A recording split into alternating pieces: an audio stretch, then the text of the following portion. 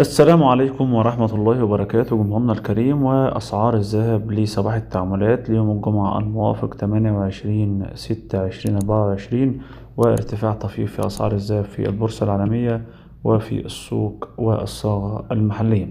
هنبدأ مع حضراتكم بأسعار الذهب في البورصة العالمية. وصلت أونصة الذهب في البورصة العالمية إلى 2321 دولار. أما بالنسبة للأسعار في السوق المصرية وفي الصاغة المصرية، فالجنيه الذهب 25,160 جنيه، عيار 14 2086 جنيه، عيار 18 2682 جنيه، عيار 21 3130 جنيه، عيار 24 3576 جنيه. هتسألني اشتري ولا مشتريش؟ اقولك ان السعر ممتاز ممتاز ممتاز. لو حابب تشتري وعندك مناسبة، عندك خطوبة، حابب تحافظ على قيمة العملة اللي معاك عشان خاطر لو حصل تضخم ولا حاجة، أحب أقولك اشتري وقلبك جامد.